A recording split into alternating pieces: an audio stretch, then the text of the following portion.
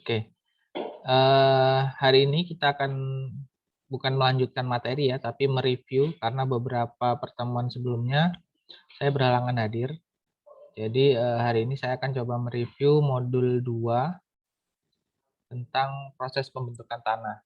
Nah, saya harap kalian sudah membuka modul 2-nya.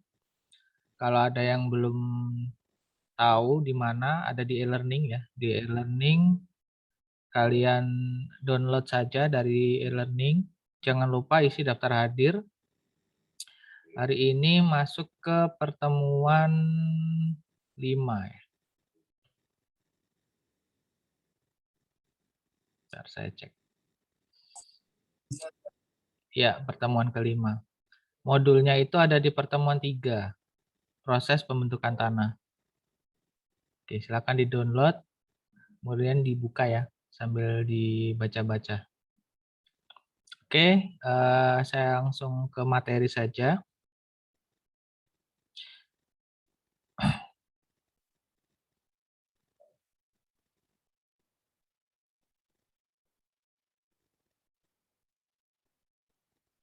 Oke, share screen saya sudah terlihat ya? Iya, Pak. Oke, baik. Di pertemuan ketiga kemarin itu kalian saya suruh pembelajaran secara mandiri ya. Jadi ada materi di modul 2 yaitu tentang proses pembentukan tanah. Oke, sebelum saya melanjutkan ke materi ini, berapa persen ini yang sudah membaca? Membaca saja dulu, jangan memahami. Yang sudah dibaca, berapa orang? Coba raise hand.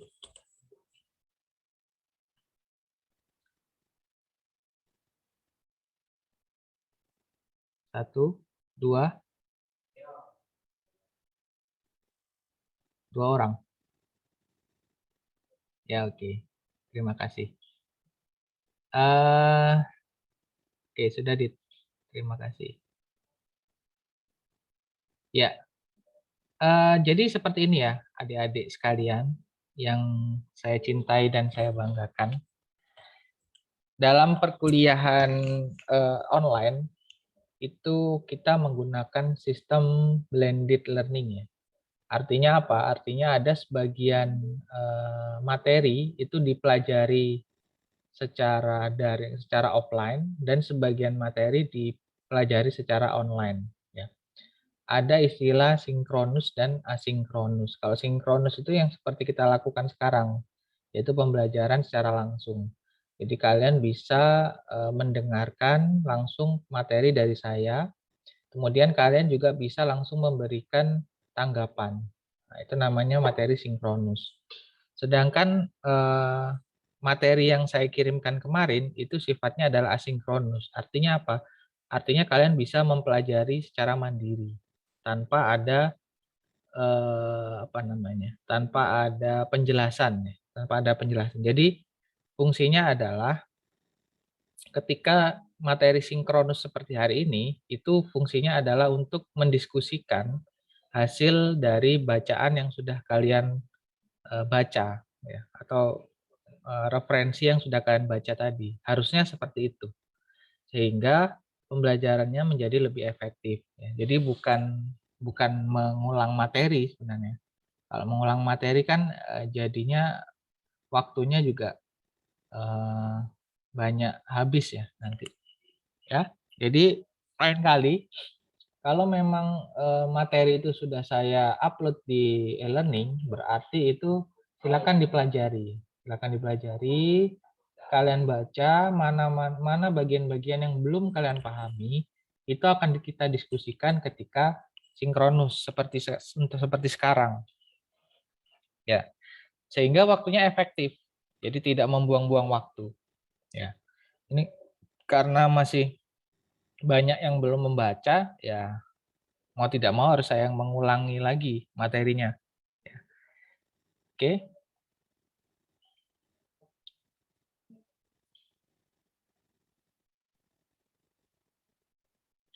Capaian pembelajaran mata kuliah, mahasiswa mampu memahami proses-proses dalam pembentukan tanah yang sangat menentukan sifat dan karakteristik serta jenis tanah yang terbentuk. Ya, jadi ini adalah tujuan akhir dari perkuliahan pada pertemuan ini. Ya, artinya kalian harus nanti di akhir materi kalian harus mampu memahami proses-proses dalam pembentukan tanah yang menentukan sifat dan karakteristik serta jenis tanah yang terbentuk. Oke, tujuan pembelajarannya ini. Baik, istilah proses pembentukan tanah. Ya, jadi kalau kita berbicara tentang tanah itu maka pernah tidak kalian ketika waktu kecil ya suka menggaruk-garuk tanah, kemudian menemukan bahwa ternyata tanah itu seperti kue lapis ya. Jadi ada lapisan-lapisan, ada yang bagian yang keras, ada yang lembek, ada yang berair, ada yang hitam, ada yang coklat ya, atau bagian-bagian lainnya. Ya. Nah, itu disebut dengan horizon atau horizon tanah. Jadi lapisan-lapisan profil dari tanah itulah yang dinamakan dengan horizon. Oke. Istilah proses pembentukan tanah adalah penjelasan tentang perubahan-perubahan biofisik dan kimia yang menjadikan pelapukan pada bagian litosfer yang tampak di permukaan air. Oke. Ya. Jadi istilah proses pembentukan tanah itu sebenarnya terkait tentang perubahan-perubahan biofisik dan kimia. Ada 3 studi ilmu yang ada di dalam proses pembentukan tanah ini. Ada biologi, ada fisika, dan kimia.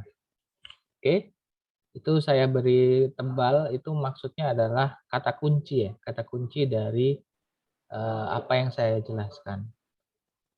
Oke, biofisik dan kimia yang menjadikan pelapukan pada bagian litosfer yang tampak di permukaan.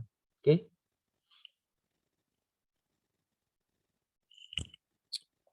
Saya geser dulu. Nah, proses fisik secara alamiah dan langsung berpengaruh nyata terhadap pelapukan batuan melalui perubahan temperatur, peningkatan dan penurunan temperatur yang berpengaruh terhadap pemuaian dan penyusutan yang tidak seragam, sehingga secara fisik terjadi retakan. Oke. Kita sering melihat ketika ada di lapangan atau di sawah lah ya, mungkin di sawah-sawah kalian itu kalau misalkan airnya sudah habis, itu kan akan timbul retakan-retakan ya. Jadi di tanah itu ada retakan-retakan. Nah, kemudian apa yang menyebabkan retakan itu? Adanya proses fisik ya, yang secara alami dan langsung berpengaruh nyata terhadap pelapukan batuan melalui perubahan temperatur, peningkatan dan penurunan temperatur yang berpengaruh terhadap pemuaian dan penyusutan yang tidak seragam. Ya. Jadi karena adanya temperatur tadi, ada yang peningkatan, ada penurunan, ada siang, ada malam, sehingga lama-kelamaan batuan-batuan yang ada di permukaan tanah itu menjadi lapuk ya, dan menghasilkan retakan-retakan. Hasil retakan tersebut memberikan ruang yang memungkinkan air masuk ya. Jadi karena ada retakan maka air bisa masuk ke dalam tanah seperti itu. Hewan kecil ya masuk, maka terjadilah proses kimia seperti hidrolisa, terbentuknya garam serta matinya hewan-hewan kecil seperti bahan organik ya. Kalau kita berbicara bahan organik berarti ya terkait dengan jasad dari tumbuhan dan hewan-hewan ya. Oke. Proses-proses penyinaran, hujan, hidrolisis, kepunahan hewan berlangsung lamban tetapi pasti, sehingga dalam periode tertentu tanah akan terbentuk ya. Jadi adanya pelapukan tadi ya. adanya pelapukan, kemudian adanya air yang masuk ke dalam tanah, kemudian adanya hewan-hewan hewan-hewan kecil yang ada di luar kemudian masuk ke dalam tanah dan mati. Nah, itulah yang membuat tanah itu terbentuk. Ya. Makanya kenapa di tanah itu memiliki banyak sekali kandungan-kandungan mineral. Ya. Banyak kandungan-kandungan mineralnya. Oke. Nah, tanah yang terbentuk dari berbagai proses fisik, kimia, dan biologi menghasilkan lapisan-lapisan yang berbeda dari suatu tempat ke tempat lainnya, baik secara fisik, kimia, maupun biologi. Dalam istilah tanah, lapisan tersebut dikenal dengan nama horizon. Oke, ini ya contohnya. Nah, ada horizon O, horizon A, horizon B, horizon C, ada R atau bedrock. Ya. Jadi O itu organik, A itu adalah surface atau permukaan, ya. B itu suboil, ya, tanah yang berlumpur. Kemudian ada C itu substratum, ada subbagian tertentu di dalam lapisan tanah. Dan R itu bagian batu-batuan. Ya, jadi di paling dalam itu ada batu-batuan yang melapisi tanah tadi. Oke, proses fisik ya. Proses fisik itu ada beberapa faktor ya. Ada beberapa faktor yang mempengaruhi. Makanya dia disebut dengan faktor fisik.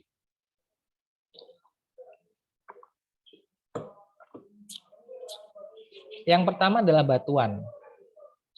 Benda padat yang tidak menghantarkan panas tetapi dapat menyimpan panas. Proses pelapukan fisik dikenal juga dengan nama proses mekanik. Hal ini disebabkan oleh proses perubahannya meliputi perubahan wujud atau fisik dari suatu materi atau benda. Faktor yang berpengaruh dalam proses ini adalah naik turunnya suhu atau temperatur, air, dan aktivitas biota. Nah, coba kalian perhatikan ini, ada batuan, ada perbedaan suhu yang ekstrim, ada air hujan, ada retakan, ada perpindahan batuan, dan ada akar tanaman. Ya. Nah, beberapa hal inilah yang disebut dengan proses fisik tadi. Jadi ada perubahan fisik dari benda padat menjadi benda yang sedikit lembut ya, seperti tanah yang bisa kita temukan saat ini. Jadi ada dahulu kala itu ya dia berupa batu-batuan ya, kemudian batuan ini tidak bisa menghantarkan panas, tetapi batuan yang mengalami pemanasan secara kontinu akan menyimpan panas yang berakibat terjadinya reaksi pada mineral-mineral penyusunnya. Ya, jadi batu-batuan itu dengan adanya panas matahari, kemudian diterpa suhu yang ekstrim, ya kadang panas, kadang dingin, kadang panas, kadang dingin, maka terjadi istilahnya itu ada semacam reaksi mineral-mineral yang ada di dalam batu tersebut yang menyebabkan perubahan fisik. Ya, oke. Kemudian itu yang pertama. Kemudian yang kedua adalah perbedaan suhu ekstrim. Perbedaan suhu yang ekstrim juga dapat menyebabkan pelapukan fisik pada batuan. Nah, kira-kira kalau perbedaan suhu yang ekstrim itu terjadi di mana? Ada yang bisa ini memberikan argumennya, silakan. Di mana kalian bisa menemukan perbedaan suhu itu yang ekstrim?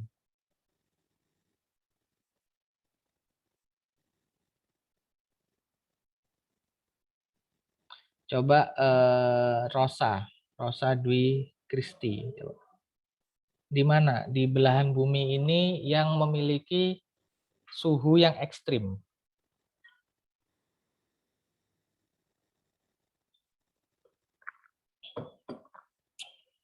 Halo Rosa, Iya, Pak. gimana Rosa? Kalau menurut Rosa di bumi ini yang memiliki Apa suhunya sih itu tadi, yang Pak? ekstrim. Dunia belahan. Nah, Apa? Putus-putus? Apa?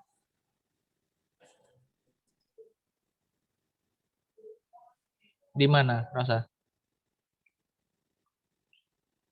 Halo iya, Pak. Rosa, di mana? Di bumi ini yang memiliki suhu yang ekstrim. Ada perbedaan suhu yang ekstrim.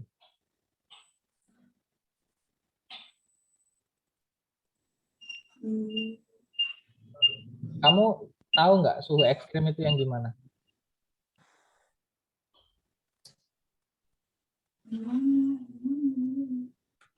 Tidak, Pak. Tidak tahu. Oh iya iya iya iya. Iya. Kalau Penny, Penny Junita. Halo Penny.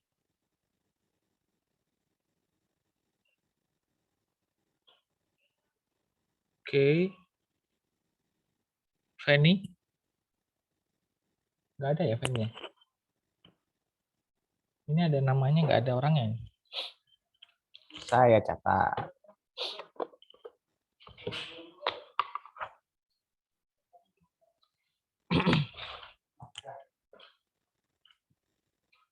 Mana? Oh, Welin Prianjani. Iya, Pak. Ya, suhu ekstrim itu yang gimana ya, Welin?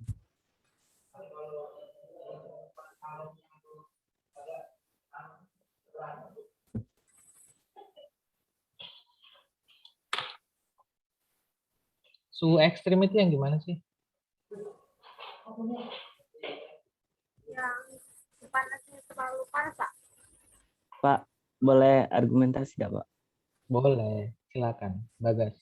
Kalau menurut saya di itu, Pak, di atmosfer, Pak. Di atmosfer, atmosfer yang bagian Iya, mana? atmosfer itu, Pak. Di bagian itu, Pak. Apa itu? Perbatasannya itu, nah, Pak. Perbatasan antara Kan pasti atmosfer itu suhu kan ada berubah banyak. drastis, Pak. Ya. Iya. Kalau di atmosfer kira-kira ada tanah tidak? Tidak sih, Pak. Oke, nggak apa-apa. Kan perubahan suhu yang Bapak maksud tadi. Iya, saya kan bilang tadi di awal di bagian bumi mana Oh, ya oh yang bagian bumi ya, Pak. memiliki suhu itu yang ekstrim. Nah, makanya tadi dari pengertian ekstrimnya sepertinya banyak yang masih belum paham ini. Masa seperti itu? Bantu jawab, Pak. Siapa? Timur Laut apa? Ya, silakan. Suhu ekstrim itu biasanya kondisi suhunya itu mencapai satuan atau belasan, misal 2 derajat Celcius atau 3 derajat Celcius. Di sana itu suatu kondisi bumi itu mengalami perubahan yang sangat ekstrim. Misalnya perubahan suhu udara atau perubahan curah hujan. Biasanya itu di daerah-daerah yang dingin kayak gitu di Turki. Oke. Oke, jadi Tasya, Pak. ada lagi yang mau jawab? Yonis juga mau jawab, Pak. Oke, silakan. Silakan. Siapa dulu? Yonis dulu atau Tasya dulu? Tasya dulu boleh. Suhu ekstrim tuh suhu yang melebihi batas normal, Pak. Batas Misalkan normal. terlalu panas dan terlalu dingin. Kalau terlalu panas tuh kayak di gurun gitu, Pak. Oke. Kemudian Yonis, kalau Yonis gimana jawabannya? Kalau suhu ekstrim tuh ya yang melebihi batas. Itu juga kalau suhu ekstrim dingin itu biasanya di Alaska dan di California bisa juga, Pak. Oke, California bukan fried chicken tapi ya. Kalau California fried chicken CFC nanti. Iya. Ya. Pak, saya lagi Pak. Karena Oh ya, silakan Bagas. Bumi kan berlapisan kan Pak. Kata Bapak tadi yang perubahan iklimnya ya Pak. Perubahan suhu ya Pak. Suhu, bukan iklim, Nah. suhu. Iya, suhu. Kalau menurut aku kalau di dalam bumi Pak, itu inti dalam bumi Pak. Kan Inti struktur dalam. bumi kan dibagi jadi 4. Kerak bumi, mantel bumi, inti luar, inti dalam Pak. Inti dalam itu inti yang paling panas Pak. Oke. Nah itu Pak. Inti bumi. Oke. Baik, dari beberapa jawaban itu sebenarnya mengarahnya itu ke satu hal yang sama ya, yaitu bahwa perbedaan suhu ekstrim itu adalah adanya perubahan dari yang kondisi yang terlalu panas atau sangat panas, kemudian berubah menjadi terlalu dingin atau sangat dingin. Ya. Jadi yang namanya ekstrim, ya ekstrim itu di luar batas normal gitu. Ekstrim itu namanya kalau sudah berbicara ekstrim, hal-hal yang ekstrim misalkan ya, berarti itu hal-hal yang di luar kenormalan orang gitu. Ya. Ada kan olahraga ekstrim ya, olahraga ekstrim itu ya olahraga yang memicu adrenalin yang bukan orang biasa memainkannya, butuh skill seperti itu. Nah, bagaimana dengan perbedaan suhu yang ekstrim? Contohnya itu seperti di gurun pasir, ya. Di negara-negara yang memiliki padang pasir. Di padang pasir itu kalau kalian pernah di sini ada yang orang tuanya pernah umroh atau naik haji gitu, ada nggak? Nah, coba tanyakan ke orang tua kalian, kondisi di Arab Saudi itu bagaimana? Kondisi di Arab Saudi itu kering ya. Jadi kalau panas itu suhunya bisa mencapai puluhan derajat Celcius. Tapi kalau malam dingin, ya, dinginnya bisa sampai beberapa derajat. Ya. Artinya apa? Artinya ketika siang dia sangat panas, tapi ketika malam dia sangat dingin. Ya. Jadi kondisi itulah yang disebut dengan kondisi ekstrim. Makanya banyak warga Indonesia itu yang kurang bisa beradaptasi dengan kondisi yang ada di Arab Saudi ketika melaksanakan ibadah haji. Karena memang kondisinya seperti itu. Ya. Nah, perbedaan suhu yang ekstrim juga dapat menyebabkan pelapukan fisik pada batuan. Ya. Jadi kondisi yang terlalu panas, kemudian dihantam dengan kondisi tiba-tiba sangat dingin, itu juga ternyata bisa menyebabkan memecah batuan. Hal ini dapat terjadi pada daerah beriklim kering, di mana pada suhu siang hari sangat tinggi dan pada malam hari sangat rendah. Seperti yang saya bilang tadi, ada di daerah negara-negara yang memiliki padang pasir. Kemudian yang ketiga yaitu air hujan.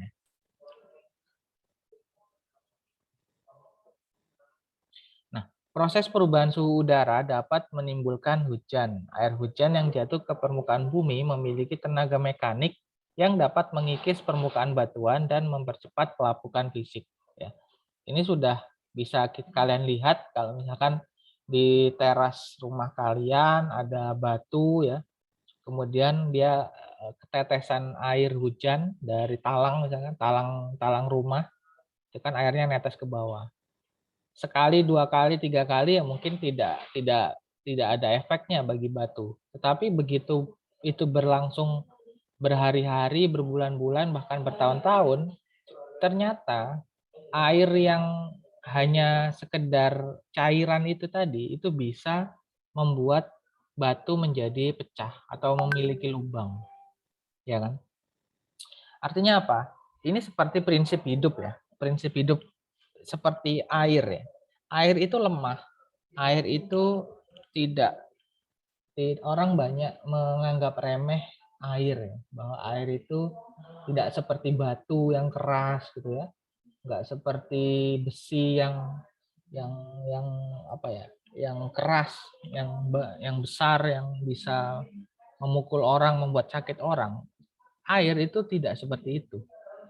Air itu cenderung lembut ya, cenderung lembut, tidak memiliki tenaga ya, tidak memiliki power, tetapi air itu konsisten. Dia sedikit, setetes, tetes, tetes, jatuh pada sebuah batu.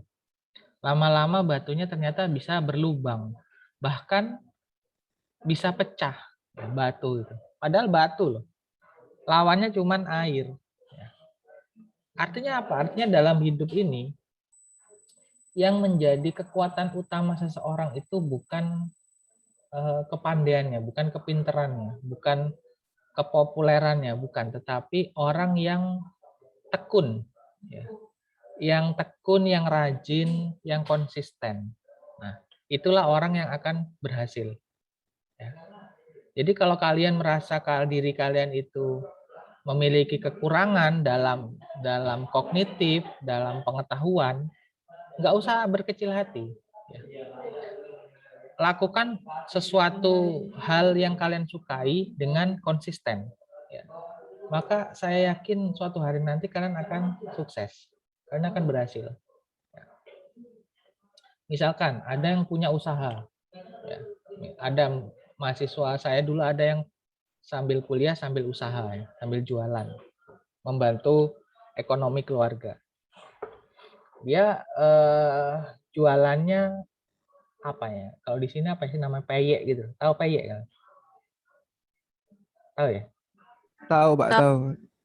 Nah, peyek tapi peyek bayam. Bayam dibuat peyek kayak gitu.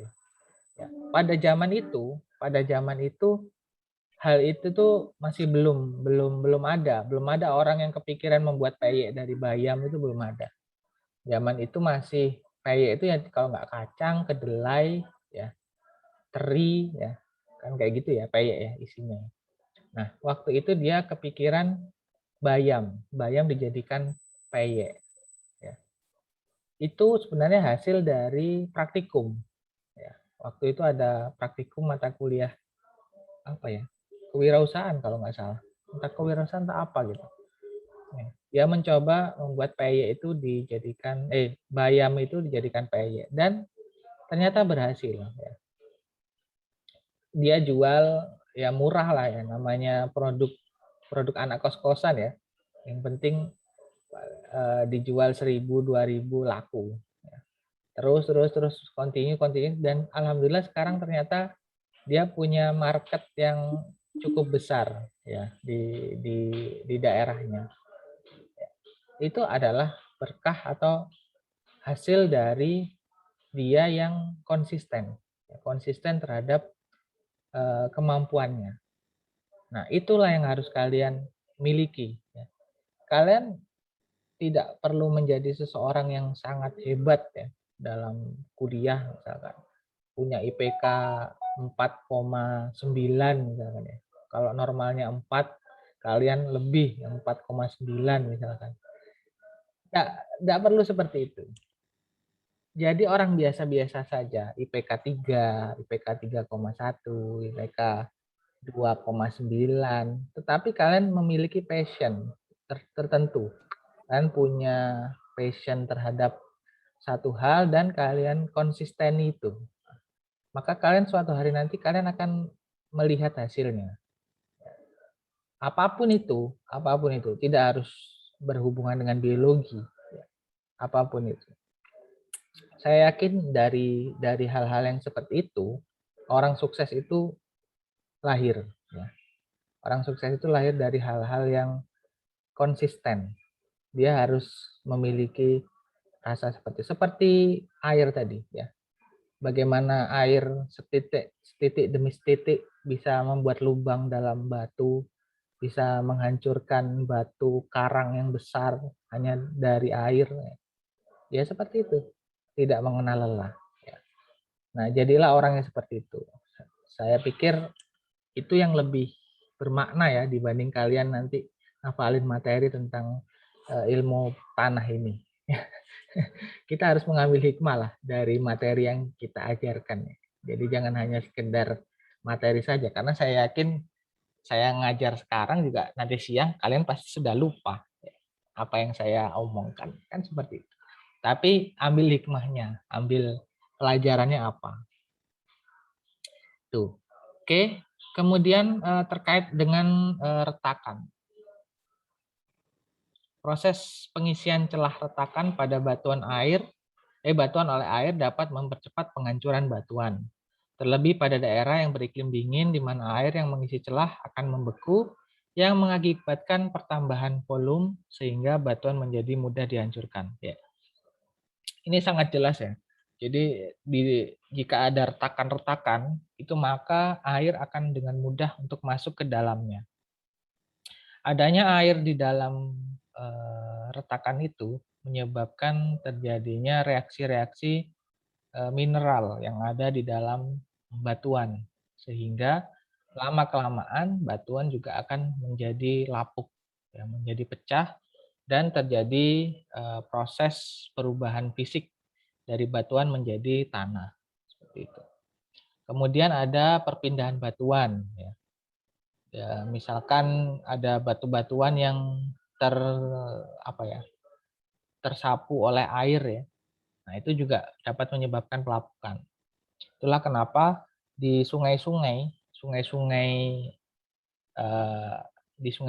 yang ada di Indonesia itu banyak terdapat batu-batuan. Apalagi kalau dia sungainya dari gunung, dari vulkanik ya. Maka batuannya akan besar-besar. Nah, itu juga ketika dia tersapu oleh air, akan lama-kelamaan akan mengalami pelapukan, perubahan fisik. Dan yang terakhir adalah akar tanaman. Akar-akar tanaman masuk ke dalam batuan melalui rekahan-rekahan yang kemudian berkembang mempunyai kekuatan yang sangat besar untuk menghancurkan batuan itu. Ya. Jadi akar tanaman itu juga berpengaruh terhadap proses pelapukan dari batuan. Ya. Dimana kita tahu bahwa akar itulah kenapa daerah yang mengalami penggundulan hutan itu akan rawan longsor dibandingkan daerah-daerah yang memiliki tanamannya cukup lebat. Karena fungsi akar tadi, akar itu berfungsi mengikat tanah, ya, mengikat tanah yang ada di dalamnya, sehingga tanah yang awalnya itu tercerai-berai menjadi lebih kuat karena dicengkram oleh si akar tanaman tadi. Oke, next proses kimiawi ya. Proses kimiawi ini ada 5. Oh ini sorry, ini 5 ini. Ada hidratasi, oksidasi dan reduksi, karbonatasi dan asidifikasi, hidrolisis dan pelarutan. Ya. Ini proses-proses kimiawi, kalian bisa baca di modulnya.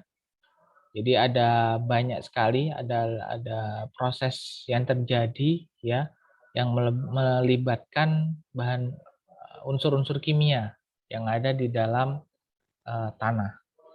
Oke, coba saya cek lagi. Ini biasanya kalau ada nama nggak ada orangnya ini sering sekali. Putri Angelina, ada nggak orangnya? Yuk.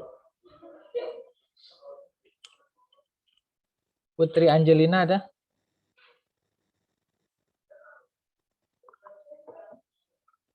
Nah kan nggak ada kan?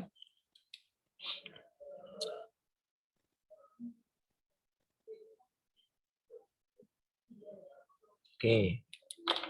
Selanjutnya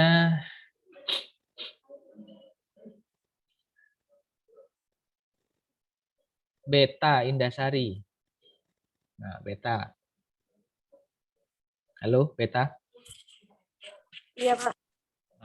Contoh dari hidratasi itu gimana, beta? Dalam proses kimiawi pembentukan tanah.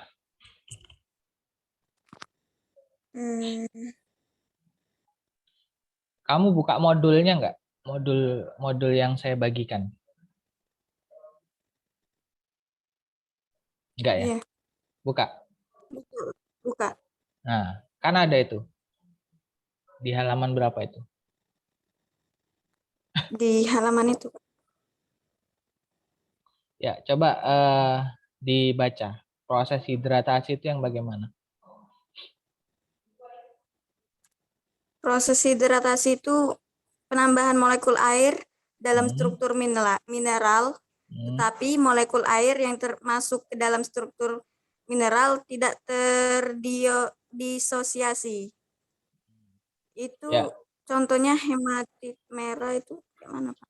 Ya, itu maksudnya seperti ini. Jadi ada proses pencampuran air atau ada campur tangan air, tetapi si airnya ini tidak ikut bereaksi atau dia terbentuk kembali ketika di akhir.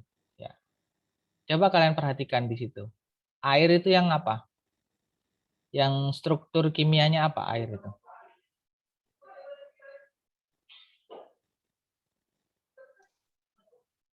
H2O. Ya, H2O kan. Nah, H2O di awal itu kan ada, ya kan? Plus H2O itu kan. Nah, di akhir setelah proses reaksi ternyata H2O terbentuk kembali. Ya. Tetapi bentuk barangnya atau bentuk unsurnya dari yang direaksikan itu berubah. Dari apa menjadi apa?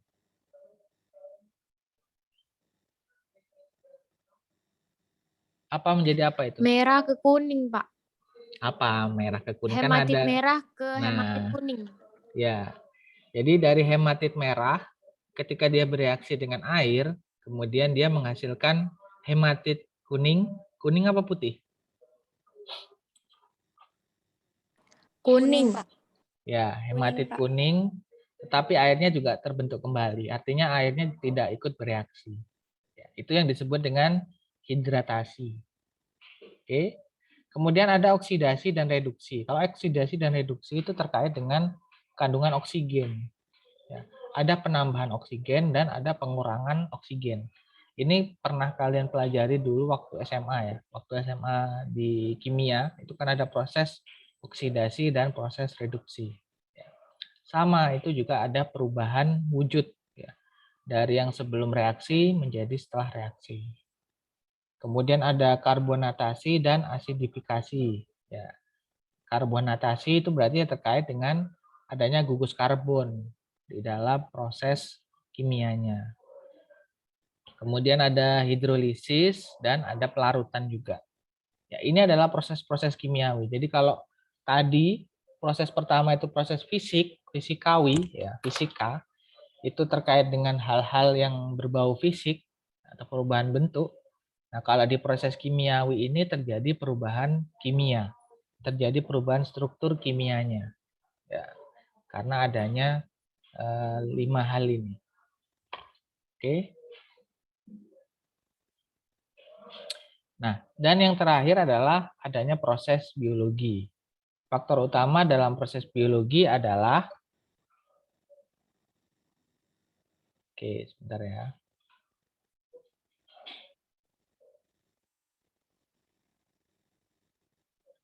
Oke. Faktor utama dalam proses biologi adalah aktivitas dekomposisi bahan organik oleh mikroba di dalam tanah yang mengubah N-organik menjadi N-anorganik sebagai bahan penyusun tubuh mikroba. Proses ini akan menghasilkan asam organik yang mempercepat proses pelapukan kimia mineral.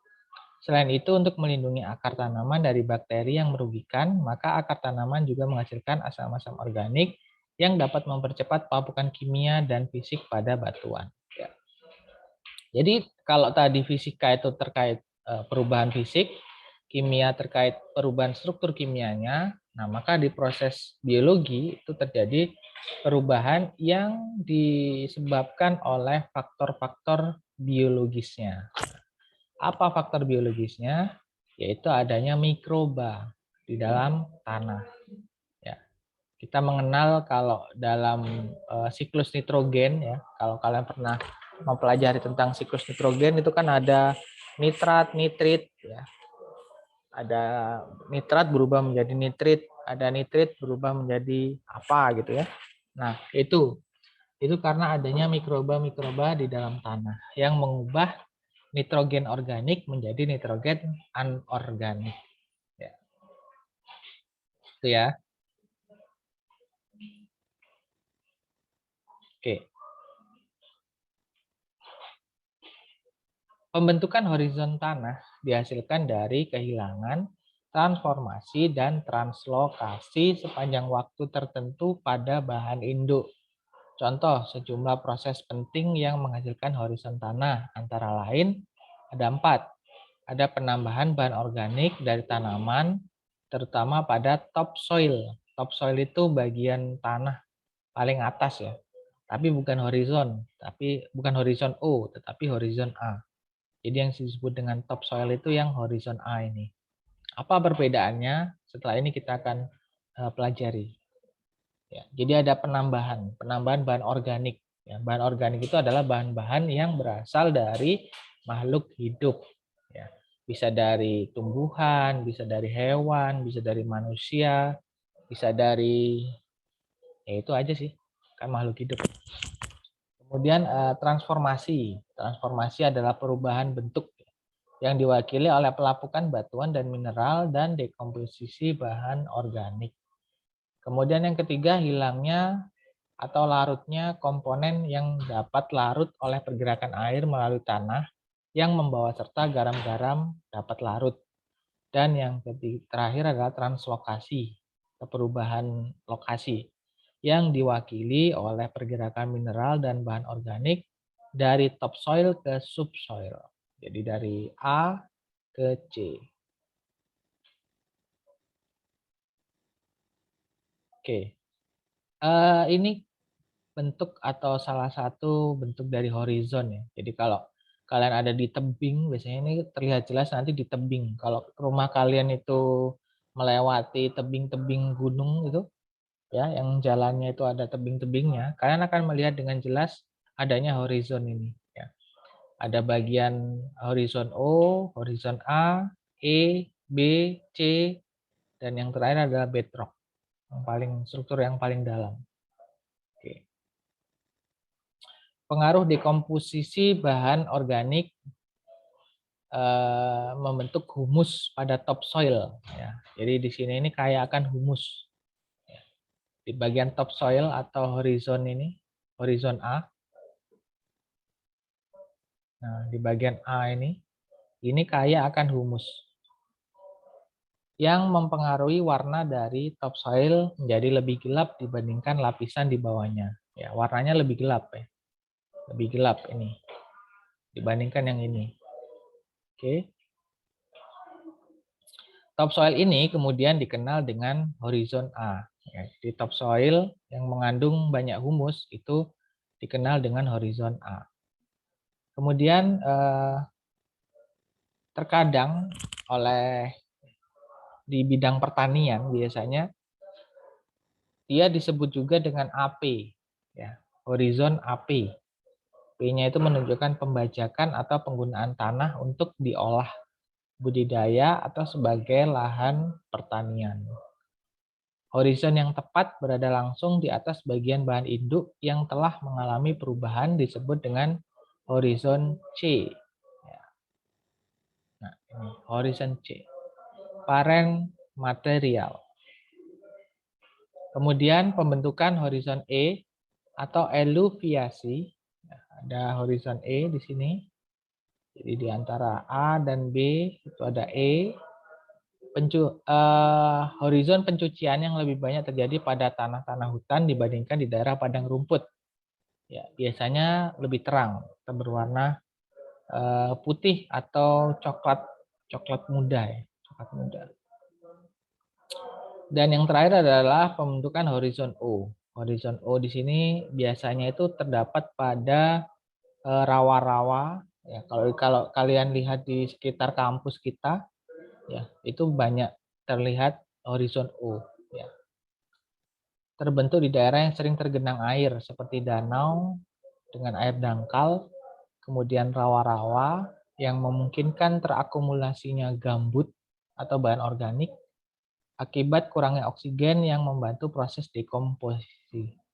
Tanah yang terbentuk kemudian dikenal sebagai tanah organik yang mempunyai horizon O. Jadi di horizon O ini dikenal juga dengan sebutan tanah organik karena mengandung banyak bahan organik. Nah, faktor-faktor pembentuk tanah itu ada 12 macam ya. Ada 12 macam. Ini sudah ada di modul. Nah, tugas kalian adalah mendiskusikan ini dengan kelompok. Nah, kelompoknya apa? Kelompoknya akan saya acak. Ya. Jadi kelompoknya akan saya acak. Silakan kalian screenshot dulu ini, bagian ini. Masing-masing di screenshot. Oke, sudah. Kelompok A itu membahas tentang faktor-faktor pembentuk tanah dari bahan induk, iklim, dan hujan. Kelompok B, temperatur, biota, dan vegetasi. Kelompok C, binatang, manusia, dan topografi. Sedangkan kelompok D, slope atau lereng, drainase, dan waktu. Oke, sudah jelas ya? Saya ulangi, untuk kelompok A itu membahas tentang bahan induk, iklim, dan hujan. Kelompok B itu temperatur, biota, dan vegetasi. Kelompok C binatang, manusia, dan topografi. Sedangkan kelompok D adalah slope, lereng, drainase, dan waktu. Oke. Nah, untuk kelompoknya akan saya bagi secara acak. Jadi saya juga tidak akan memilih siapa masuk ke mana. Ya. Saya akan buat breakout room menjadi 4.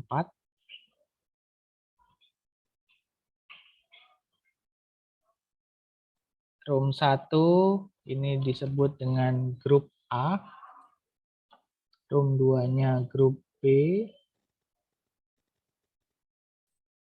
Room 3 grup C. Dan room 4 grup D. Oke. Sebelum saya masukkan di grupnya masing-masing, silakan jika ada yang mau ditanyakan.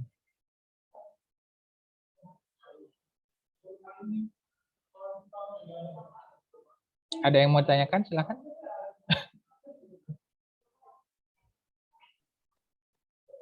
Pak, buat PPT ya, Pak? Enggak PPT. Kalian diskusikan saja, tulis di catatan kalian, nanti disampaikan ke grup yang lain. Kayak gitu.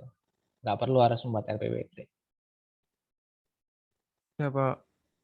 Ya, jadi apa pengaruhnya dari faktor-faktor itu dalam proses pembentukan tanah? Itu yang intinya itu di situ. Pengaruhnya itu bagaimana? Prosesnya itu bagaimana? Oke, ada lagi yang mau tanyakan? Baik, kalau sudah jelas, saya akan membagi grupnya dalam 4 grup. Silakan berdiskusi ya. Berdiskusi, saya beri waktu sampai 15 menit. Jika ada yang mau ditanyakan, di layar kalian nanti akan ada ask, ask, ask question atau apa gitu. Saya lupa. Tapi pencet aja, nanti akan ada notifikasi ke saya. Nanti saya akan masuk ke grupnya. Oke, silakan berdiskusi.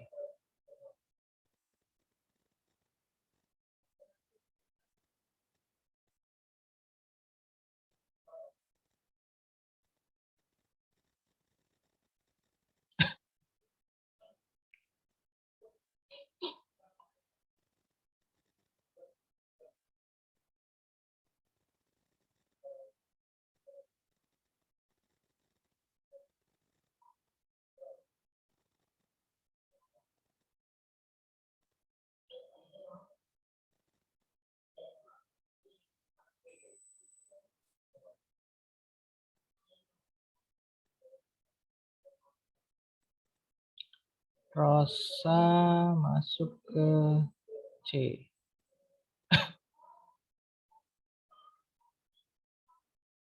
Kalau ada notifikasi di HP kalian, silakan dipencet ya.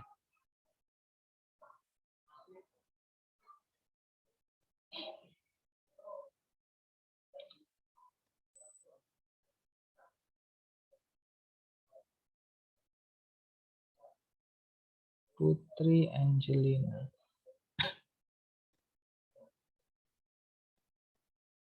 Apa? Barusan ada yang mencet Yonis ya?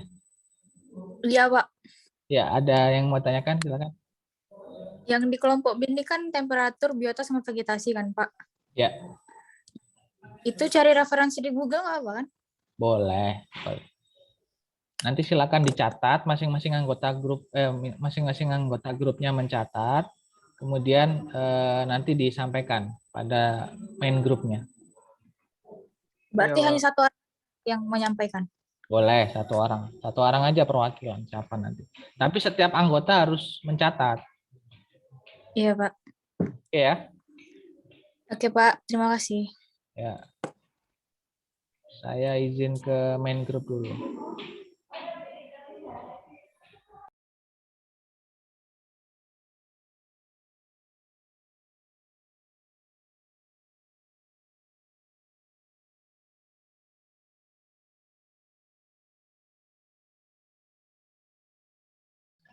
Pak, tadi saya di grup C, Pak.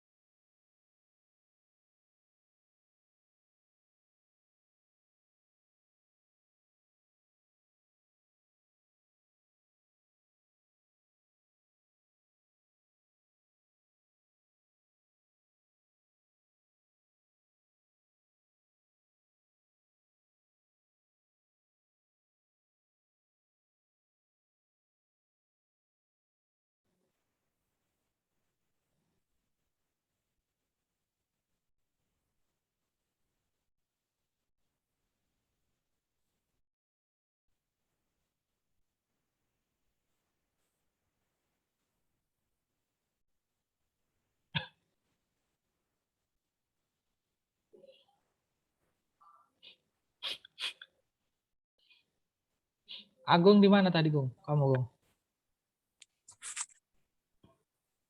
Gung, Iya, Pak. kamu masuk grup mana tadi? Masuk grup.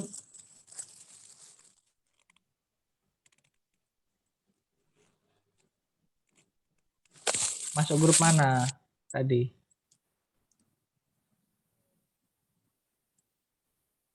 Kamu baru masuk ya?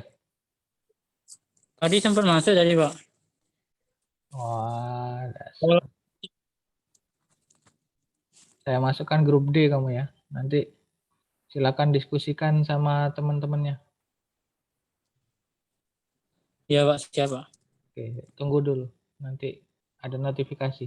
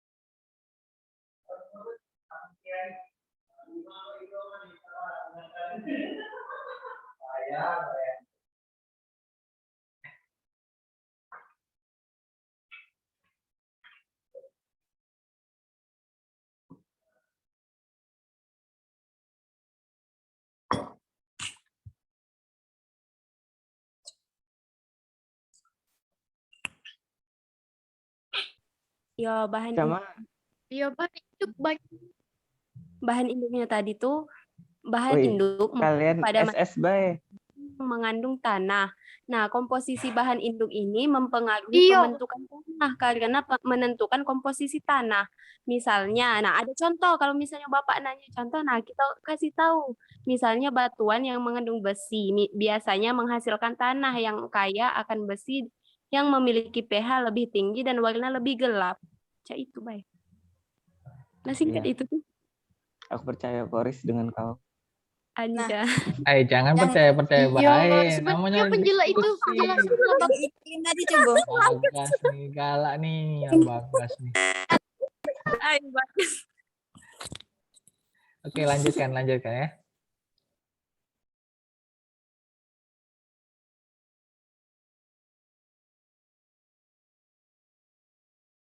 Itulah.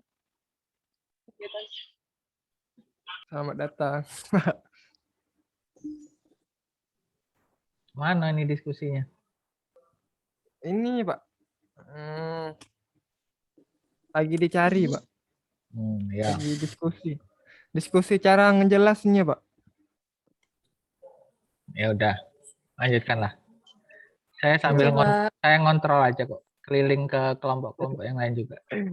Pak, caranya gini gimana Pak? Ini soalnya Ibu Syarifah tuh mau bikin gini tapi nggak ngerti Pak. Oh, udah harus update dulu, Zoom-nya harus pro. Oh, harus yang pro ya Pak. Iya. Zoom gratis nggak bisa berarti Pak. Nggak bisa lah kalau Zoom gratis. Berbayar berarti Pak. Iya. Ada di saya 3 bulan 120.000 kalau mau. Loh iya beneran ini. Beneran saya. Saya jualan ini. Udahlah.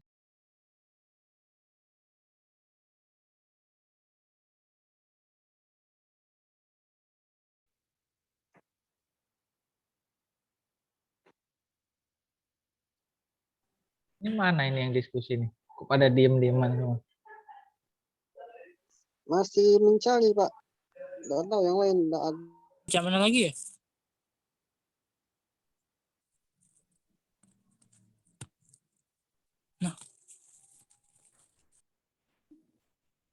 Ini ngapa diem-dieman galau nih? Halo, Iya, Pak. lagi ngapain kalian? Diem-dieman. Pakai komunikasi pakai mata batin. Di kolom chat, Pak. Oh, di Di kolom Lah ngapa nggak langsung lah ya? Kalian nih aneh-aneh udah difasilitasi. Sinyalnya putus-putus. Ya dah, lanjutkan ya. siapa? Iya, Pak.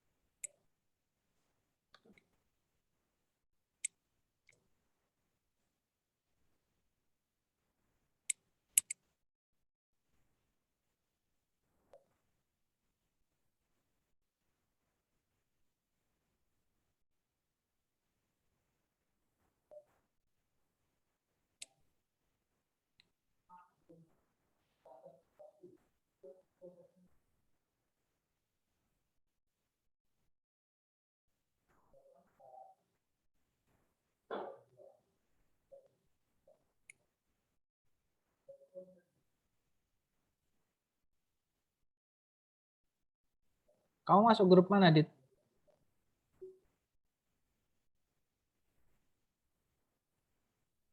Halo?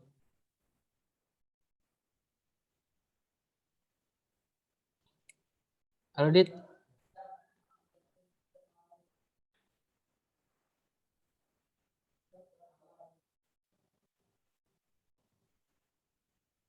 Adit?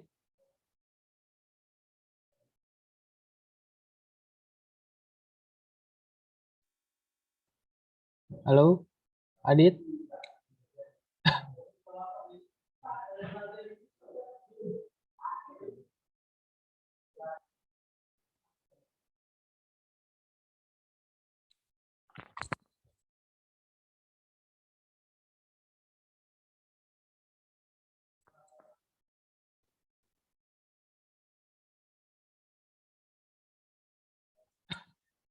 Pak, ini Ah. Pak, apa tuh namanya? Adit tadi kan keluar Pak. Nah, masuk grup mana kamu tadi? Ini Pak, Adit masuk.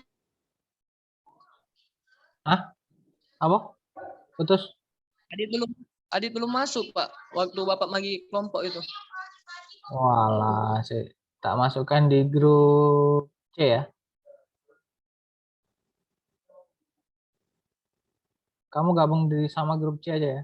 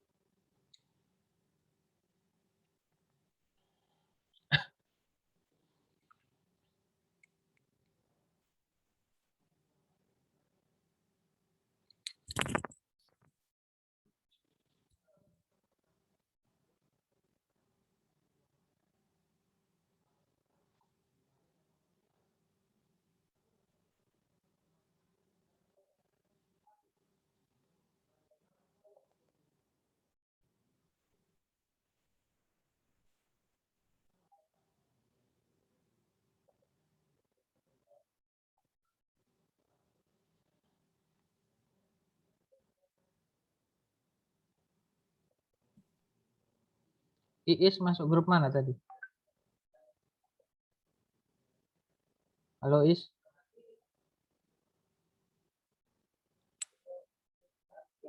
Halo Is?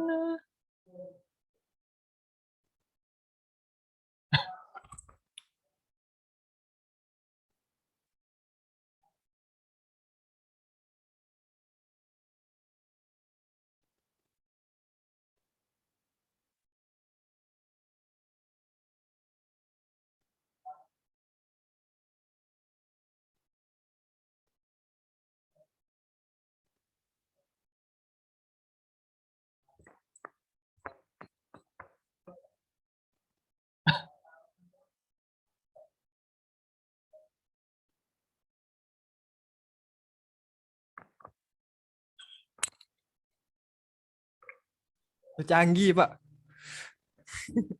Apa? Canggih, Pak.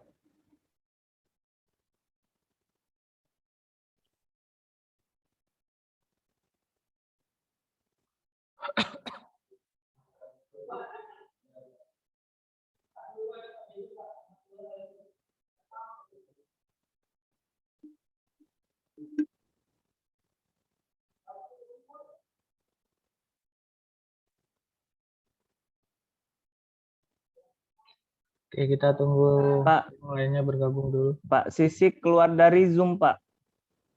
Ya, tinggal masuk lagi. Nggak kate sinyal, Pak, mati lampu. Nah, ya sudah. Kalau nggak ada Anu. sinyal. Mana kalau nggak ada sinyal? Besok makanya nanam sutet kalian di depan rumah. Biar sinyalnya besar. Oke, silakan untuk grup A. Siapa perwakilannya yang mau menyampaikan? Tadi membahas tentang apa?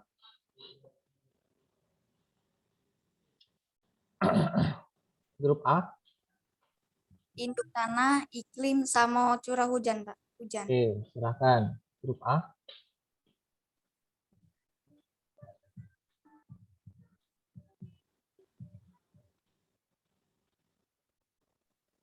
Rizka, lanjut Rizka.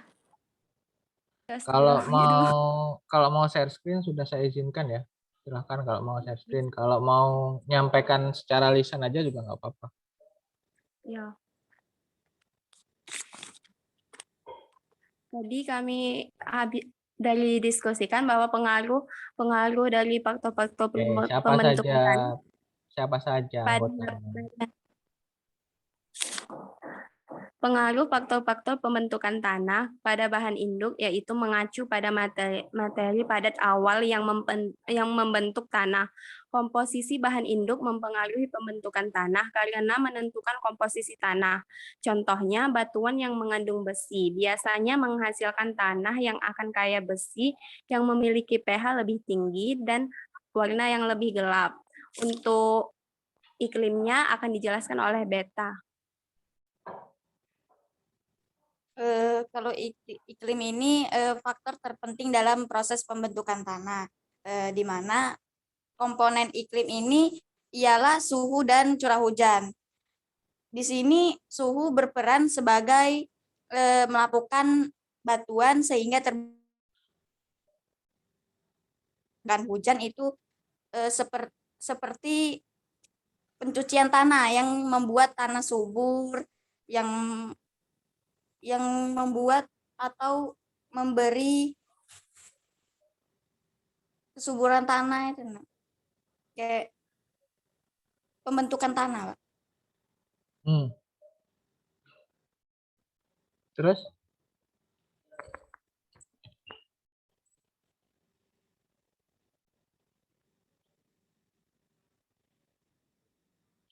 Halo, grup A?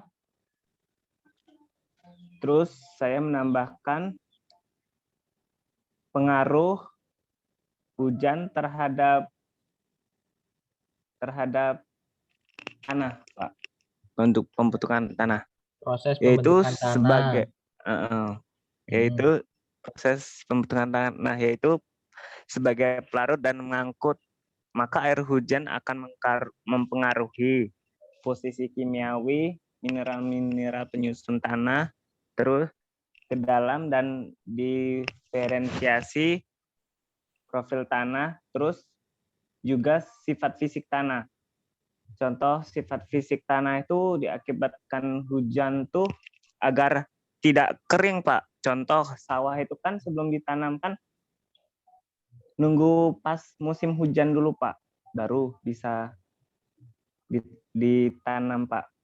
Kalau kering kan sawah tidak bisa ditanam, Pak. Itu salah satu contohnya, Pak. Oke, terus sudah? Sudah, Pak. Oke, Saya kembalikan ke moderator. nggak ada moderator. Lanjut, grup B. Grup B, silakan. Iya, Pak. Ayo, Sopo. Yang pertama saya, Pak, menjelaskan tentang suhu. Ya, silakan. Oke. Yang pertama itu ada temperatur. Temperatur itu atau bisa disebut juga sebagai suhu. Jadi istilahnya itu suhu itu adalah ukuran tingkat atau derajat panas pada benda, kayak yang mengukur pada suatu lingkungan gitu, nah, Pak. Nah, terus hilang. Jadi akhirnya lanjut ya. Belum. Jadi pengertian temperatur suatu ukuran dingin atau panasnya keadaan atau sesuatu lainnya. Itu, Pak. Terus pengaruhnya terhadap proses pembentukan tanah apa? Pengaruhnya kayak misalnya kalau panas begitu, Pak. Nah, jadi tanahnya ikut panas gitu, Pak. Kalau dingin kan, kalau hujan jadi basah gitu, Pak. Terus hubungannya dengan temperatur apa? Hubungannya Baca modulnya nggak tadi? Kelompok B. Nggak ya?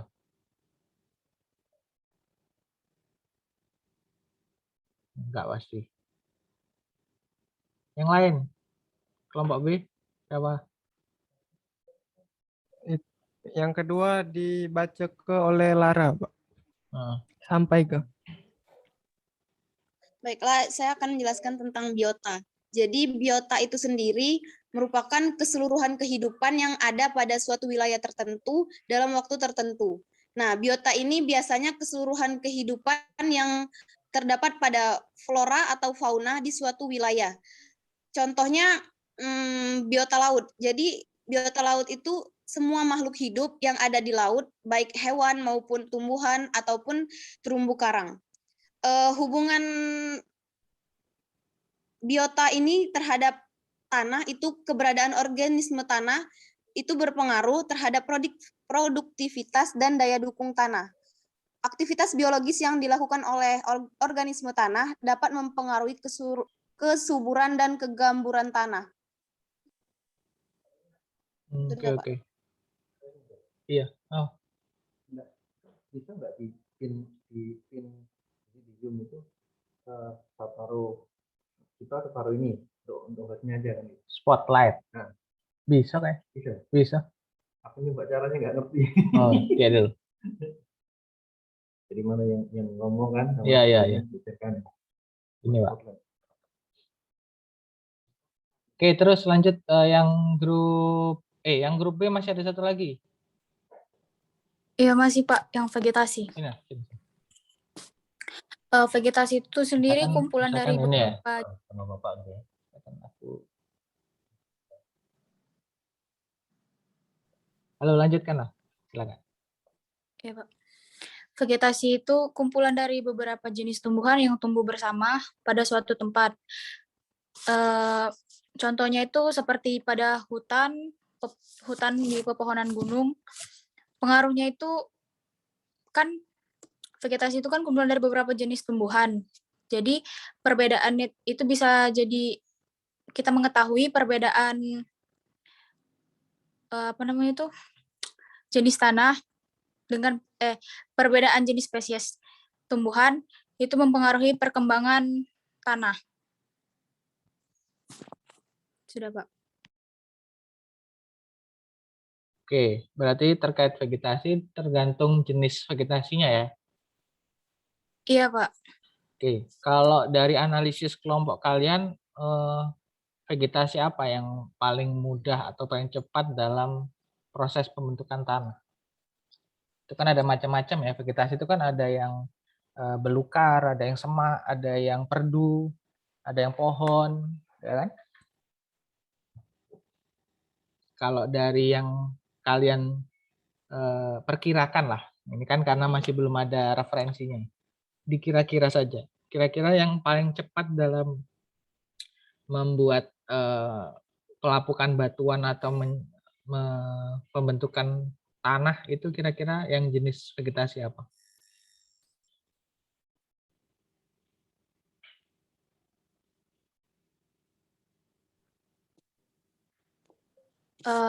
Itu mungkin dari jenis vegetasi hutan, Pak. Hutan itu nama ekosistem, vegetasi itu semacam gini loh. Vegetasi itu kayak pohonnya, misalkan pohon, kelompok pohon, ada vegetasi rumput, ya. Ada vegetasi perdu, ya kan? Di materi botani ini sebenarnya. Nah, kira-kira dari beberapa yang saya sebutkan tadi, itu mana yang lebih cepat dalam membantu proses pembentukan tanah? Coba kelompok B. Mana kelompok B?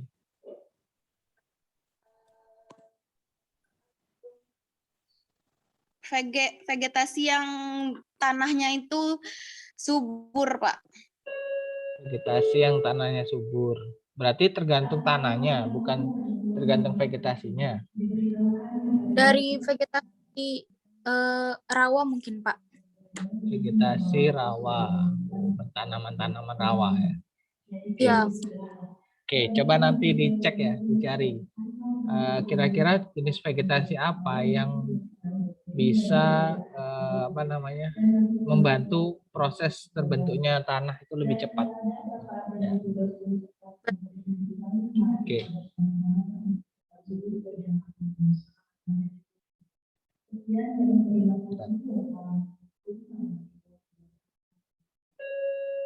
Baik, selanjutnya kelompok grup C. Silakan. Siapa? Baiklah, di sini saya akan menjelaskan tentang peranan binatang atau fauna dalam pembentukan tanah. Peranan binatang dalam pembentukan tanah ialah yang mampu membangun rumah dari partikel tanah yang di bawah dari lapisan bawah tanah dan kemudian membentuk morfologi tertentu dari permukaan. Binatang tersebut, salah satu contoh binatangnya ialah cacing tanah. Kita mengetahui bahwasanya cacing tanah itu dapat menyuburkan tanah. Dan itu juga proses pembentukan tanah. Sekian. Oke, cukup jelas ya, saya pikir. Lanjut, siapa dari kelompok C? Di sini saya akan menjelaskan tentang peran manusia terhadap pembentukan tanah. Manusia itu berperan penting untuk membentuk tanam karena melalui aktivitasnya untuk memanfaatkan suatu lahan, kegiatan pertanian dan membajak, membalikan tanah, pemupukan, menyumbang bahan organik dan aktivis pertanian lainnya yang sangat mempengaruhi terbentuknya tanah. Ditunjukkan dengan terdapat lapisan permukaan yang terbentuk akibat aktivitas manusia yang dikenal sebagai epipedon, antropik, dan plagen. Sudah? Nggak ada tambahan gitu dari kelompok C? Ya, Pak, masih, Pak. Satu lagi, Pak. Kalau peranan itu kan untuk pembentukan tanah itu tergantung dengan jenis apa yang dilakukan terhadap tanah, misalkan kayak sawah kan dibajak, dikasih pupuk dan lain-lainnya, Pak. Oke. Sudah itu aja. Silakan satu lagi. Saya akan menjelaskan tentang topografi dalam proses pembentukan tanah, meliputi faktor-faktor seperti struktur, geologi, dan ketinggian di atas permukaan laut, konfigurasi, dan kemiringan lereng. Tanah selama pedogenesis mempengaruhi siklus hidrologi, transpirasi, dan proses sejenis lainnya. Telah diamati bahwa profil tanah pada lereng cembung biasanya lebih dangkal dengan sublapisan yang kurang berbeda dibandingkan dengan tanah di bagian atas lereng cekung. Namun bahan organik tanah di lereng yang lebih rendah lebih tinggi karena aliran permukaan dibandingkan tanah di lereng yang lebih tinggi. Topografi mungkin rentan terhadap perubahan dari waktu ke waktu melalui proses seperti erosi tanah dan gempa bumi, yang kemudian mempengaruhi proses pembentukan tanah. Oke, terkait ini ya, pengolahan tanah tadi ya yang dilakukan oleh manusia. Coba kalian cari. Kalau ada azan ya.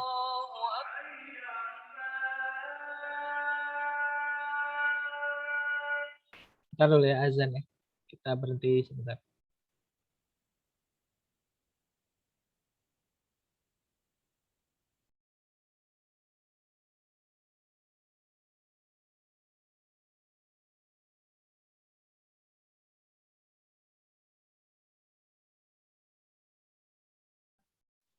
Baik, kita lanjutkan.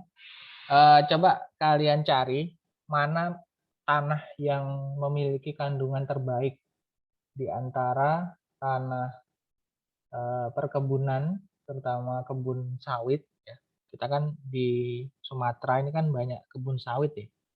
Kebun sawit, kemudian tanah hutan, perhutanan ya, tanah di ekosistem hutan, dan tanah ladang, sawah. Mana yang memiliki kandungan tanah terbaik? Coba kalian cari. Oke, terakhir kelompok D. Silakan siapa? Anissa. Ya, silakan. Anissa. Lereng. Proses pembentukan tanah salah satunya dipengaruhi oleh lereng. Hal ini mengakibatkan perlambatan pembentukan tanah karena pertumbuhan tanah terhambat dan sumbangan bahan organik lebih kecil, pelapukan menjadi terhambat.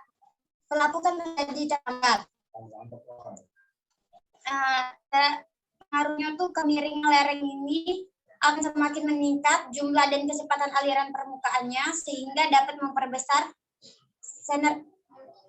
energi kinetik dan mampu meningkatkan kemampuan untuk mengangkut butir tanah.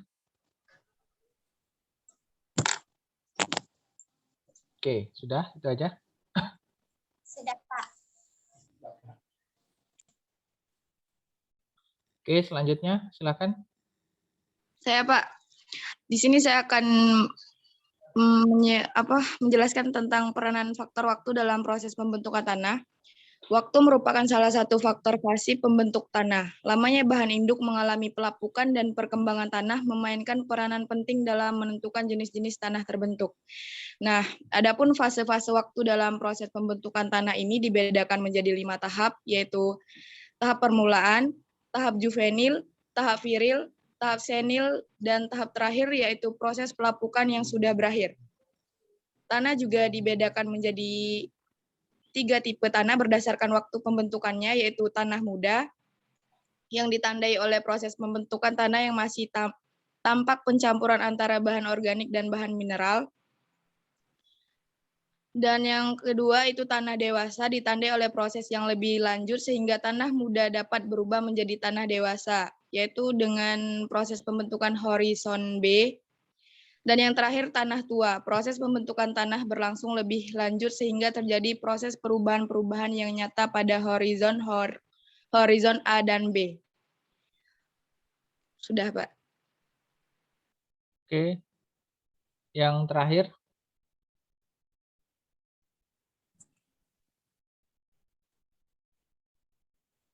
Siapa terakhir?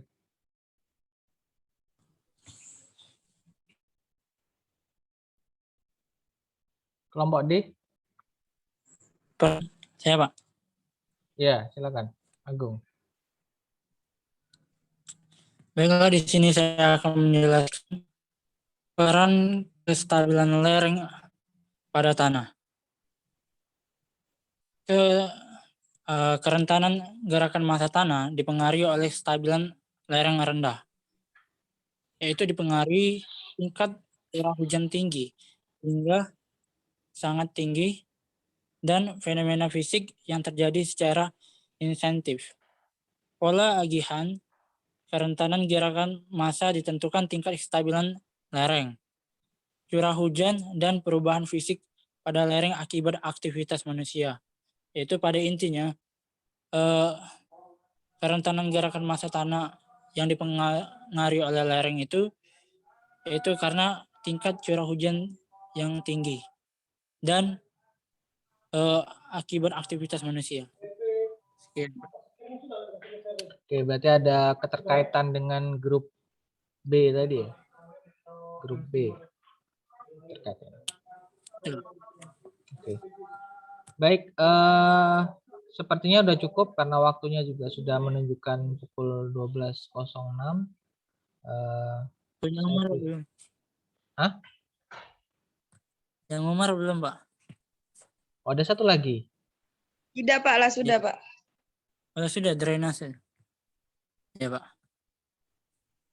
3 kan tadi kan materinya kan? Masing-masing kelompok. Iya Pak. Iya Pak, 3. Oke, baik. Mungkin itu saja untuk hari ini. Kurang lebihnya mohon maaf ya. Untuk selanjutnya kita akan coba review dari modul 3. Kalaupun diberi kesempatan ya mungkin kita akan melanjutkan materi ke modul 4 dan seterusnya. Oke, ada yang mau tanyakan silakan sebelum saya akhiri.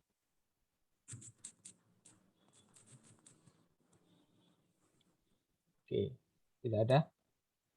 Baik, untuk perkuliahan secara offline itu nanti tergantung ini aja ya, tergantung kesepakatan saja nanti bagaimana. Karena untuk sarana prasarana saya lihat tadi saya cek ke atas juga sepertinya masih belum memungkinkan untuk perkuliahan dengan 2 sistem, offline dan online. Jadi kalau mau offline berarti ya offline semua, kalau mau online ya online semua, seperti itu. Jadi kurang lebihnya seperti itu. Marilah kita akhiri dengan melafazkan hamdalah. Alhamdulillahirabbil alamin.